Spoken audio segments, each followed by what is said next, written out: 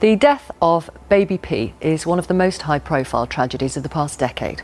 Peter Connolly, the blue-eyed, blonde-haired little boy, was found dead in his cot in the North London borough of Haringey in 2007. A year later, his mother, Tracy Connolly, her boyfriend, Stephen Barker, and his brother, Jason Owen, were convicted of causing or allowing Peter's death. Details of the shocking crime emerged. The little boy had more than 50 injuries to his body and had been seen more than 60 times by health workers, the police and social workers. 2 days before his death, a children's doctor who was standing in as a locum missed the fact that the child had a broken spine. Yet it was really only social workers that were vilified. The case sparked outrage, leading to the then Director of Children's Services at Haringey, Sharon Shoesmith, being sacked live on television by the then Children's Secretary Ed Balls. We'll talk to Sharon Shoesmith in a moment about a book she's written, Learning from Baby P. But first, here's the child's story. The death in 2007 of 17-month-old Peter Connolly, known for so long as Baby P, sparked huge public outrage. His mother, Tracy Connolly, her boyfriend, Stephen Barker, and their lodger, Jason Owen, were jailed for causing or allowing the toddler's death. But much of the criticism was directed at social workers in the borough of Haringey in North London, where the toddler lived and was on the at-risk register. Baby Peter, who was found to have suffered 50 injuries, had long been known to them. In the final 8 months of his life, social workers, police and health professionals made contact with his family on 60 occasions. In July 2007, less than a week before Peter's death, social worker Maria Ward made a pre-arranged home visit but missed injuries to his face and hands after he was deliberately smeared with chocolate to hide them. Days before he died, a doctor missed the fact that Peter had a broken spine. More than 1.5 million people signed a petition set up by the Sun newspaper demanding the sacking of social workers and doctors who failed him. In November 2008, the then Children's Minister Ed Balls ordered an inquiry into his death, and a month later Haringey Council's Director of Children's Services, Sharon Shoesmith, was sacked from her post with immediate effect. Haringey Council will now remove the current Director of Children's Services from her post with immediate effect. An official report in 2010 criticised social workers and their managers, saying they were too willing to believe Peter's mother's claim that her son was injured accidentally. Ms Shoesmith later won a case against unfair dismissal, and it's reported won a payout of over £600,000 after the Court of Appeal ruled in her favour.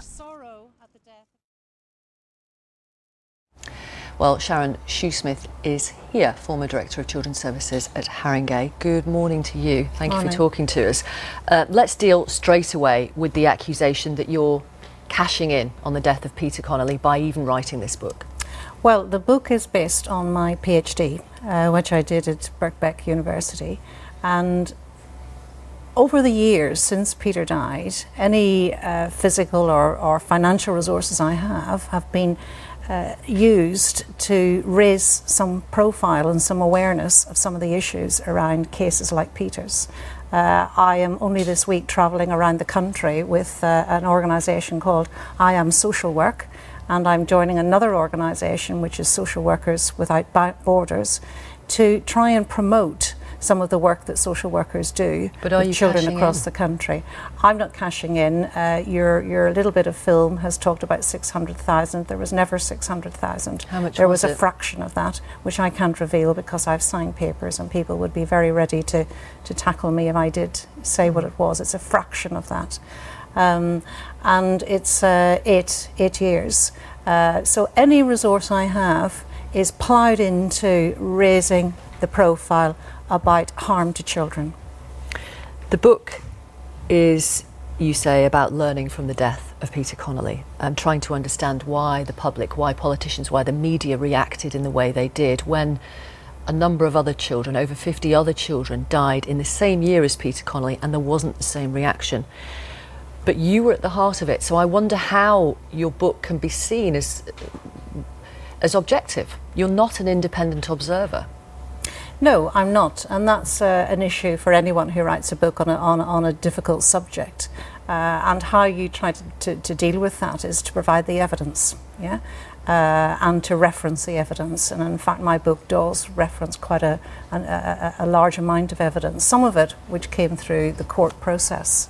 And I am able to stand back and criticise myself with great difficulty, of course, but with the passage of time.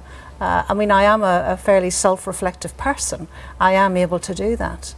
But at the heart of this, and at the heart of some of your questions already, is this sense that I'm guilty. Yeah? And I think I have to tackle that one. I'm not guilty. I've only asked 2 questions. I've got many more. Both of them had, I think, that undercurrent that I'd done something wrong and that I should be, punished in some way. You're entitled to your opinion, but perhaps it's just your perception because you're coming from that place, because that's how it's been for years. Yes, absolutely. Yes, for all of these years, yes. You argue strongly in this book that in this country, when a child dies at the hands of their mum and dad, what society does, more often than not, is blame social workers. Mm-hmm. And that's what happened, as we know, in the case of Peter Connolly. And your argument is it's because society cannot cope with the fact that mums and dads kill their own children. Mm. Tell us a little bit more about your theory. Well, it's one of the arguments that I make in the book, that, the whole crime of what I call familial child homicide, often it's a mother, a father, it's an uncle, an aunt who's involved. It is such a repugnant crime, isn't it? It's very, very hard for us to understand how that could happen. When most of us really cherish our children, it's very hard for that to be understood, and I think that has to be explored. In finding it hard to handle, we tend to blame. We look elsewhere. We look for another reason. Who failed this child? And I think the circumstances around Peter's death remain complex. I mean, to this day, we don't know how he died, when he died, or who killed him. Yet we think we know so much about Peter, but he was denied an inquest. So we don't know the answer to any of those questions, even today. Why do you think, again, your argument, but why do you think it is more palatable to people to blame social workers or another agency, but in this case social workers, rather than put responsibility squarely at the hands, in this case, of the mother, the boyfriend and the lodger? Well, it's easier in one sense, but also when you look in some depth, as I do in the book, at what happened after Peter's death and after the public knew about Peter's death, which was a year on, yes. You've got a real complex interaction between politicians, the media and the public. Yeah, the public were ill-informed and misled from the start, and they were by politicians and tabloid media.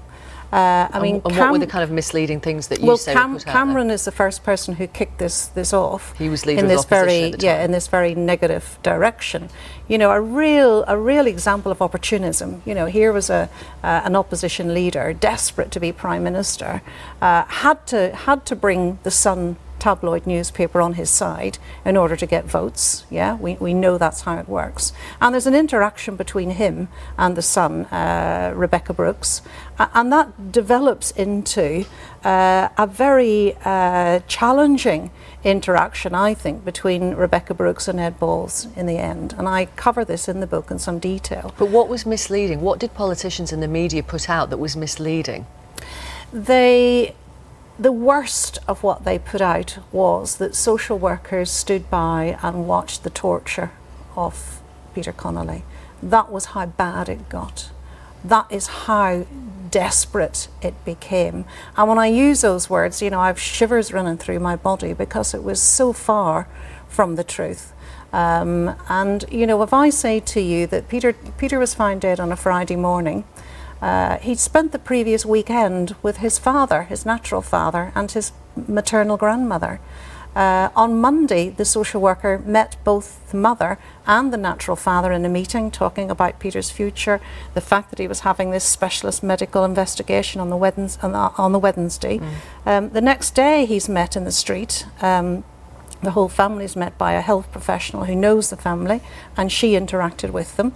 The next day he goes to see the doctor, Dr. Al-Zayed, and your little introduction covered that.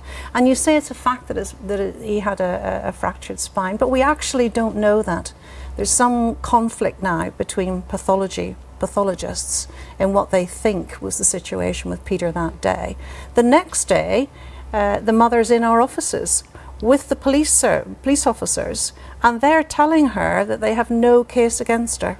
They have no evidence against her, and that they won't press charges the day before he died. And the next day he's found dead. It feels